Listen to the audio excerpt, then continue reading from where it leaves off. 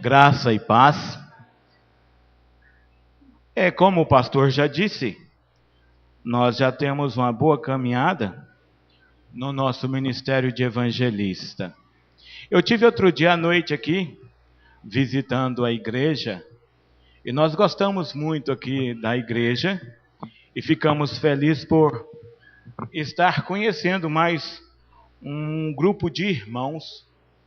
Como o pastor Silas já disse, eu sou aluno dele lá no seminário, e ele é professor de História, e nós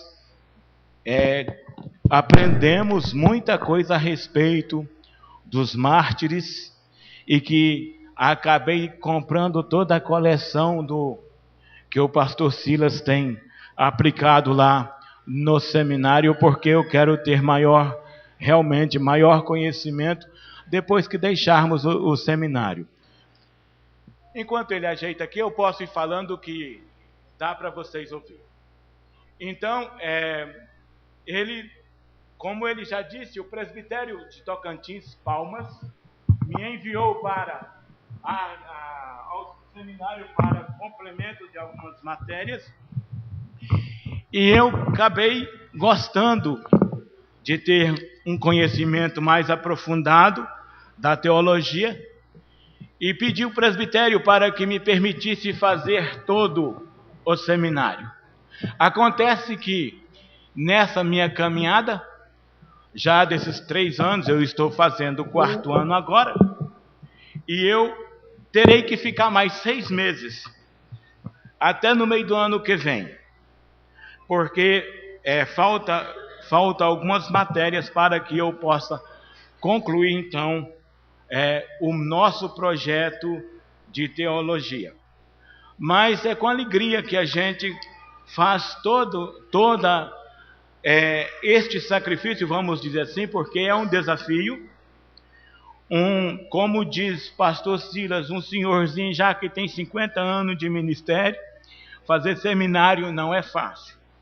Mas para nós tem sido grande bênção poder estar junto com os irmãos, com os pastores.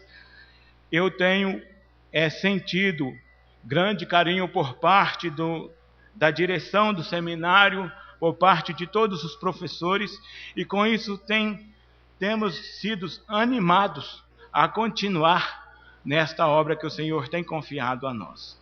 Mas eu quero convidar os irmãos a abrirem as suas Bíblias em Atos, no capítulo 10, dos versículos 1 ao versículo de número 8.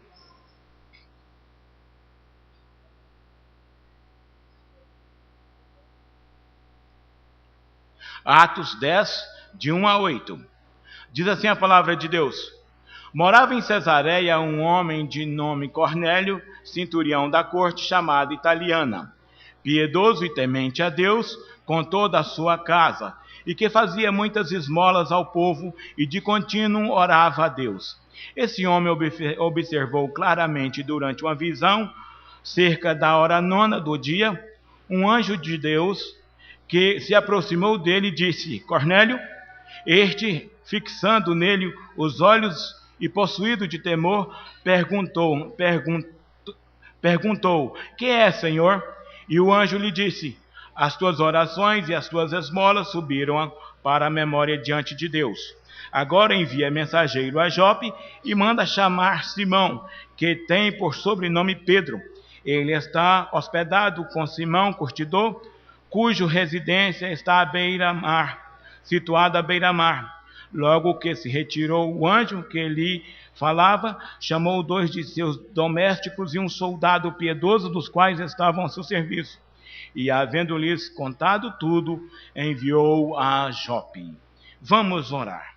Pai amado, nós rendemos graças ao Senhor, porque aqui estamos na tua casa para te prestar este culto de louvor e de adoração ao teu nome. Agradecemos, Deus, pela vida da tua igreja nesta comunidade. E que o Senhor, ó Deus, sustente a vida de cada um dos teus servos e a vida, Senhor, dos pastores desta igreja, dos presbíteros e diáconos. Que sejam esta igreja, ó Deus, uma bênção na vida daqueles que aqui, ó Deus, entrar para receber o ensino da Tua palavra. Oramos neste momento e fala ao nosso coração através da mesma, em nome de Jesus. Amém.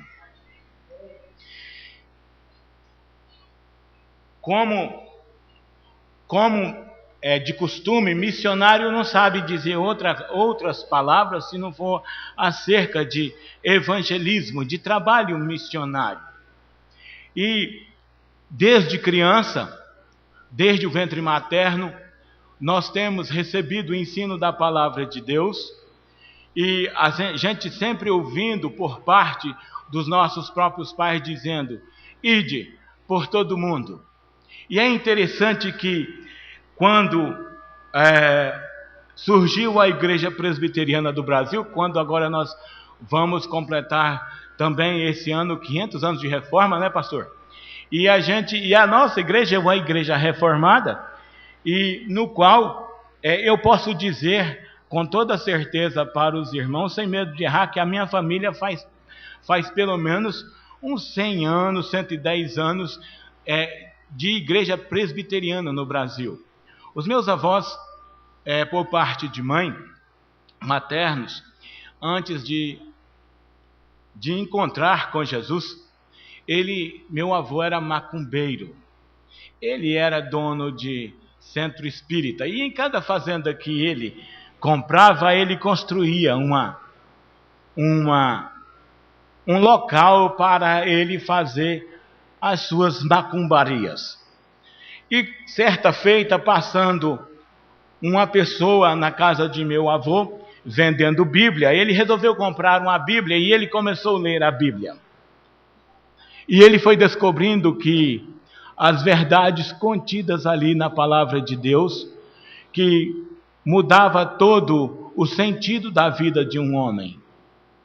E ele então começou a ler a Bíblia e ele foi abandonando o espiritismo, a macumbaria, e junto com o grupo que ele tinha, né, de pessoas que ele já era seguidores dele, e ele então passou a instruir essas pessoas dentro daquilo que ele lia da palavra de Deus, e é claro, dentro daquilo que ele recebia a orientação do Espírito Santo, para ele poder conduzir então aquele povo. Depois de alguns anos, passando um pastor montado numa mula, encontrou o meu avô, que já tinha um grupo de 35 pessoas que reuniam para ler a Bíblia. E aquele pastor ficou algum tempo na fazenda do meu avô, por cerca de 30 dias, e no final dos 30 dias ele batizou 35 pessoas, e ali nasceu a Igreja Presbiteriana do Brasil. Nós acabamos de ler um texto que narra a história de um homem que também era um homem pagão, um homem que não ainda tinha vivido uma experiência com Deus, ele ainda não tinha recebido a palavra de Deus como hoje temos recebido. Mas a Bíblia diz que ele era um homem ele era temente a Deus. Ele já tinha essa convicção que havia algo superior, algo a quem ele poderia direcionar a sua oração, a sua petição. Alguns comentaristas dizem que ele, talvez na sua oração, ele até estava pedindo a Deus, rogando a Deus, para que realmente preparasse alguém para que fosse levar a sua palavra, né, a sua casa, a sua cidade. E esse homem, ele morava em uma cidade grande, bonita, bem construída, que era a cidade de Cesareia, que foi dado por César Augusto a Herodes o Grande de presente. E Herodes, então, ao receber esta cidade, ele fez da cidade de Cesareia a vitrine do Oriente. Eu não posso nem muito ficar contando essas histórias aqui, né, porque o pastor está aí. Então, assim, ele criou, né, essa cidade, ele fez uma cidade moderna. E nós, olhando para as pesquisas, observando que era uma cidade moderna dos dias como nos dias de hoje. E acontece que então, e era uma cidade segura. Existia ali cerca de 3.000 tropas do exército italiano. E Cornélios era um homem temente a Deus e que ocupava um cargo importante. Ele era capitão de um pilotão do exército. Ele comandava cerca de 100 soldados e ele fazia o seu trabalho voluntário. Ele não tinha salário, mas ele conduzia os seus soldados de maneira que eles o admiravam pelo bom testemunho que aquele homem trazia. Mas, certo dia, ele recebendo então a visão da parte de Deus, o anjo falando para ele, para que ele pudesse ir até, mandar alguém até Jope. Mas por que o anjo vai até ele? Porque Deus ouviu a sua oração. Então Deus agora responde à oração de Cornélio, para que ele envie servos que vá até Jope. Jope era uma cidade que ficava cerca de 56 quilômetros de Cesareia. Ele ouve as instruções do anjo. O anjo diz onde se encontrava Pedro, na casa de quem, onde era esta casa. E ele então envia os seus anjos, ou seus servos, à casa de Simão, o curtidor. Mas, para que tudo corresse bem, ele também pega um dos seus soldados. Um soldado como? Um soldado piedoso, para que pudesse ir junto com os seus servos, para também conduzir os seus servos em segurança. E ele sai em uma segunda-feira ao meio-dia, e ele faz um cálculo que ele deveria retornar na quinta-feira a Cesareia. E ao chegar em Cesareia, Pedro começa a pregar o evangelho àquele povo, à casa de Cornélio, e de repente Pedro é interrompido pelo Espírito Santo, porque Cornélio recebe o Espírito Santo naquele momento. Então Pedro reconhece que Cornélio agora estava sendo aceito na igreja do Senhor, ainda que ele não era um judeu, mas ele era praticante dos cultos judaicos. Ele ainda não era circuncidado, mas então ele praticava as práticas que o judeu praticava. Ele observava o sábado, ele guardava as leis, ele observava o dia de descanso. Ele era um homem de bom testemunho. Trazendo para os nossos dias, Deus tem levantado pessoas, irmãos, que de repente a gente não sabe como que elas surgem, mas Deus levanta pessoas para que você leve o evangelho, um evangelho que transforma, um evangelho que muda o coração do homem, de pessoas que você fica pensando, mas Deus me deu a oportunidade de anunciar isso. Acontece isso nos nossos dias hoje. Há Cornélios por aí, esperando a visita de um servo do Senhor. Eu vivi uma experiência com duas pessoas que foram recebidas como membros da igreja em Tocantins. Um irmão chamado Frederico e o outro chamado Hermes. E quase com a mesma história. Seu Hermes caminhou durante 35 anos com a esposa crente no Senhor Jesus. E o seu Hermes nunca quis tomar uma decisão por Cristo. Mas chegando um dia na igreja, ele disse para mim: pastor, eu quero ser batizado. E eu disse para ele: então vamos preparar para que você seja recebido como membro. E no dia que fomos receber ele como membro, eu perguntei para ele: por que você quer receber Jesus, receber o batismo? E ele disse: é porque Jesus mudou a minha vida. Eu cheguei para esse lugar, tudo mudou em mim. Meu coração é um novo coração. Parece que eu estava vivendo do lado avesso. Eu estava vivendo da contramão da minha família. Mas agora, o Senhor mudou o meu coração e mudou também a minha mente. O outro, Frederico, levava a família para a igreja. Eles estavam iniciando a caminhada da vida cristã. E ele ia para o bar. E um belo dia ele resolveu deixar a família na igreja e atravessou a avenida do outro lado, que ficava um bar de frente, e ele sentou naquele bar para tomar a sua cerveja. E de repente ele ficou de frente para a igreja. E ele sentado no bar, e a esposa e os filhos lá dentro da igreja. Ele olhou e pensou, mas o que eu estou fazendo? A minha família ali cultuando a Deus, e eu aqui querendo fazer as vontades da minha carne. Não tomou aquela cerveja, pagou ela ao dono do bar e atravessou a rua e entrou na igreja. E de lá nunca mais saiu. São obras que o Espírito Santo realiza na vida do homem. É a regeneração que Deus faz para aqueles que Ele já escolheu, para aqueles que Ele quer que o sirva. E pensando nisso, irmãos, eu vou compartilhar com vocês rapidamente, pensando no tema, Deus regenera os homens para a salvação. Deus regenera os homens para a salvação.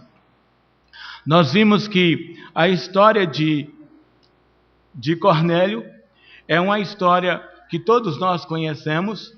Já sabemos que ele era um homem pagão, que foi criado em práticas que não adorava a Deus, mas no decorrer do tempo ele foi um homem que reconheceu isso dentro de si, dentro dele mesmo. O Espírito Santo, com certeza, revelando isso a ele. E quando ele percebe que existe algo superior, algo que ele possa realmente entregar a sua vida, então ele volta o seu coração para Deus. Há tantas pessoas que Deus já preparou para a salvação e que vai crescendo e criando e caminhando e formando a sua família e no temor do Senhor, ainda que nunca entrou numa igreja evangélica. Hoje à noite está para ir à igreja lá em Pedro Levi com uma pessoa que nunca entrou numa igreja evangélica. Mas conversando com ela, e eu vi o tanto que ela teme a Deus, e que o Senhor há de fazer uma grande obra no coração dela. Porque é Deus que regenera o homem para a salvação. Mas quando Deus regenera o homem, mas quando Deus regenera o coração do homem, tudo se muda. Ele muda de comportamento, ele tem bom testemunho, ele não pratica e nem sente vontade de ter ações que não edificam a sua vida ou do seu próximo. O homem regenerado, ele sempre procura fazer aquilo que agrada a Deus. Ele vai abandonando todo tipo de desejos carnais. Ele não pratica aquilo que a Bíblia não diz. Eu até digo o seguinte, que quando as pessoas elas chegam para a igreja, elas tornam crentes encardidos. Por que crentes encardidos? Porque pega no pé mesmo daqueles que precisam de ter uma vida condizente com aquilo que nós professamos, com a nossa língua, com o nosso coração. Eles não querem que as pessoas vivam das mesmas formas que eles viveram no passado. Eu até digo que eu que sou nascido e criado na igreja presbiteriana, e eu sempre digo o seguinte, que a minha mãe deve ter cantado o primeiro cântico para mim, sou um soldadinho de Jesus. Às vezes a gente não dá o devido valor que um convertido dá depois de um tempo que ele convive com as experiências lá fora do mundo. Porque, na verdade, nós vivemos no mundo, mas não somos do mundo. E por isso é que Deus, então, faz com que tenhamos esse coração transformado, esse coração regenerado, este coração que serve para a nossa edificação e para a edificação daqueles que estão à nossa volta. Quando nós temos o cuidado de não estar praticando o que a Bíblia não diz. Há muitas coisas que a Bíblia não diz e que às vezes nós praticamos e dizemos, não tem nada a ver. Não tem nada a ver, o que é que tem isso aqui? Não tem base bíblica para dizer que isso aqui é pecado, mas também não tem base bíblica para fazer aquilo que a Bíblia não diz.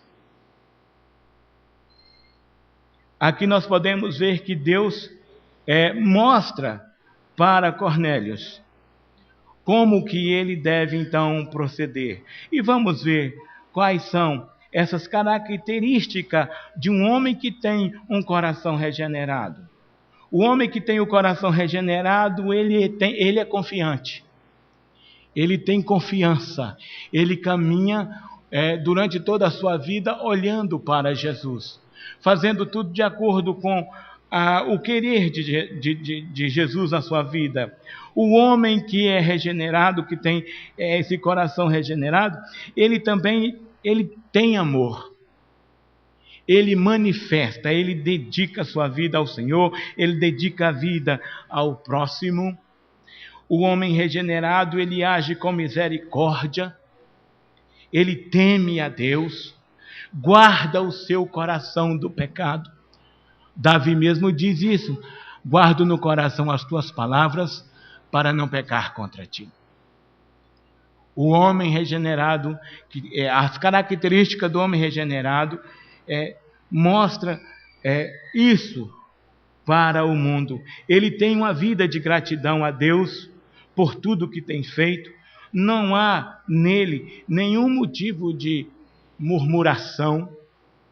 Ele está sempre agradecendo a Deus. Como, por exemplo, nós podemos ver aqui uma qualidade ou um exemplo de um outro homem regenerado que a Bíblia diz que é Zaqueu, quando ele recebe o Senhor na sua casa, quando ele entende a mensagem de Jesus Cristo, do plano de salvação, e que ele agora entrega então a sua vida para o Senhor Jesus, e o próprio Jesus diz com seus próprios lábios que também houve salvação naquela casa, e que Zaqueu agora sai distribuindo, devolvendo o que ele havia pegado a mais do povo, e também dando daquilo que era dele para o povo.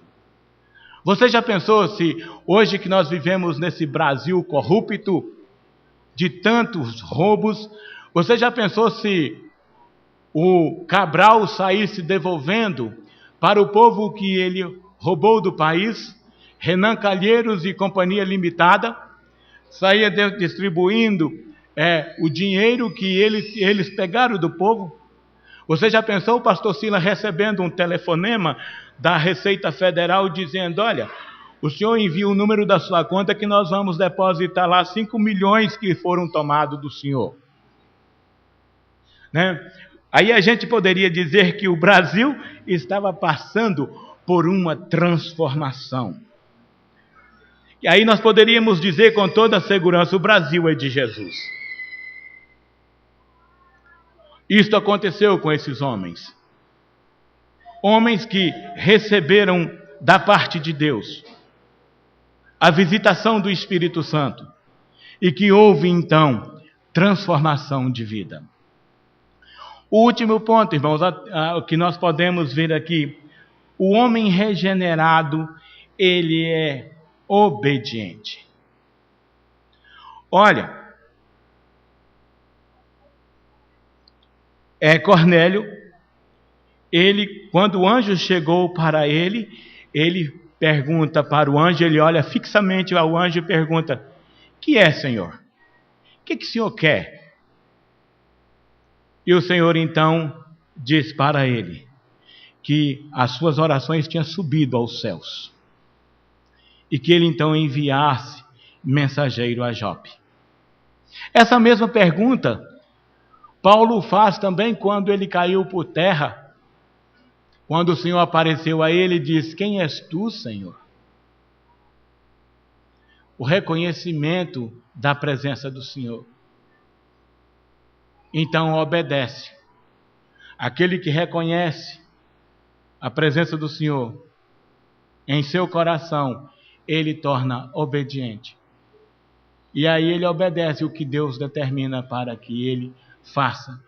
Assim como Zacarias no nascimento de João Batista, assim como Maria ao ouvir o anjo do Senhor, prestaram atenção, obedeceram a ordem dada pelo Senhor. Cornélios, ele obedeceu.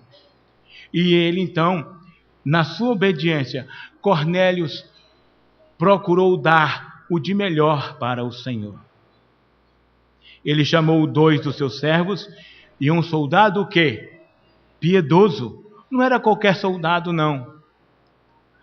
Vai, pega o soldado que tiver aí, o mais fraquinho, e manda para lá, o mais desobediente, coloca ele para andar esses dias tudo, para ir atrás desse homem que esse anjo quer que venha aqui em casa.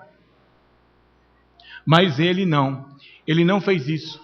Ele obedeceu, contou tudo aos seus servos, o que lhe havia acontecido. E ele agora envia esses servos à casa de Pedro, à casa do curtidor, para que Pedro venha, para que anuncie ali o evangelho. E por que o Senhor então quis que Pedro fosse à casa de Cornélios? Para cumprir o ide de Jesus. Para que a igreja pudesse crescer através da ação dos apóstolos, assim como eles fizeram com os samaritanos, Pedro e João. Eles foram lá pregar o evangelho para os samaritanos e dar as boas-vindas ao povo samaritano, à igreja. Assim o Senhor queria que Pedro também fizesse a mesma coisa. Fosse a Cesareia, dar as boas-vindas ao povo de Cesareia, à igreja do Senhor. E aí Pedro então vai para fazer em obediência também ao Senhor, para que então Cornélios pudesse ser ingressado à igreja do Senhor, mesmo ele sendo um gentil. Mesmo ele sendo gentil, ele é ingressado na igreja do Senhor. Aliás, Pedro era um homem gentil e que abre caminho para que os gentios todos pudessem chegar à presença do Senhor.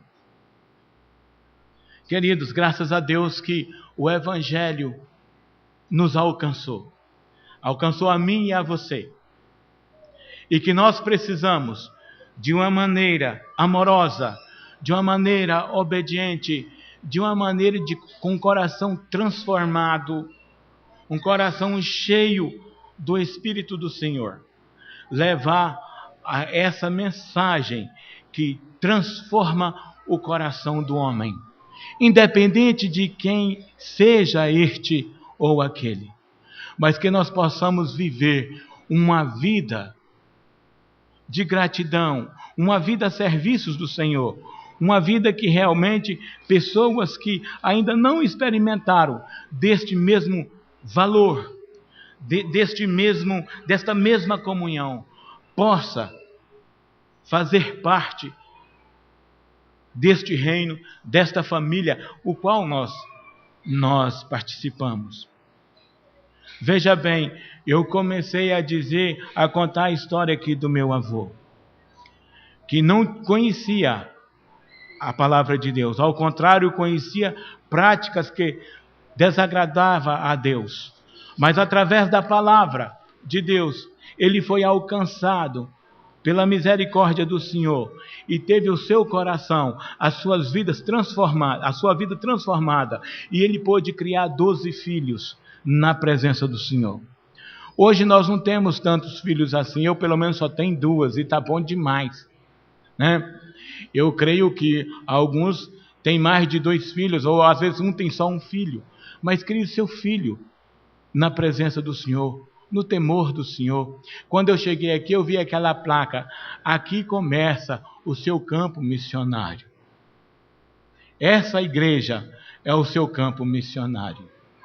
Essa igreja você pode trazer muitos Cornélios. Vocês podem trazer aqui muitos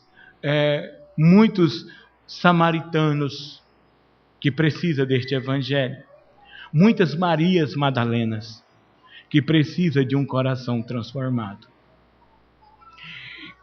Finalizando, certa feita, entrou um bêbado na congregação que estávamos plantando no noroeste de Minas Gerais.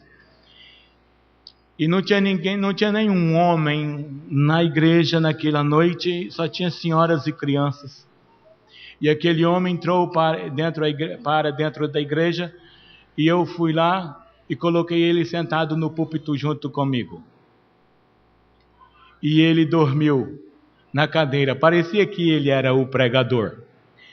E entrou uma família da cidade, uma família importante, e ficou observando aquela cena.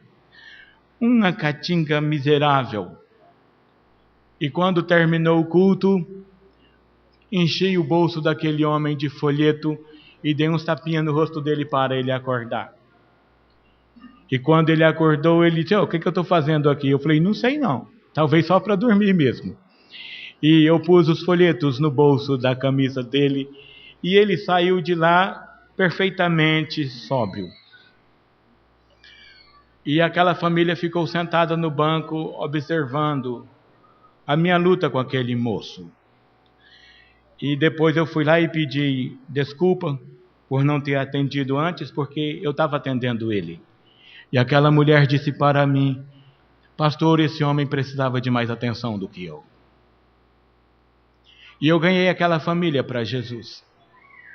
Hoje eles moram em Belo Horizonte e nós continuamos falando com eles. Os filhos eram pequenininhos, como esses que estão aqui na frente. Regiane era a professora deles de escola dominical. Hoje ambos são médicos e têm sempre falado conosco pelo telefone, por WhatsApp, porque através da nossa vida, através do testemunho, através de um tratamento que você dá a um necessitado, o Senhor transforma vidas que você não sabe como que Ele fez aquilo. Os métodos do Senhor não são os nossos, queridos. Os métodos do Senhor são diferenciados. A única coisa que temos que fazer é receber do Senhor a sua ordem e fazer aquilo que agrada ao Senhor. Que Deus nos abençoe e que nos ajude em nome de Jesus.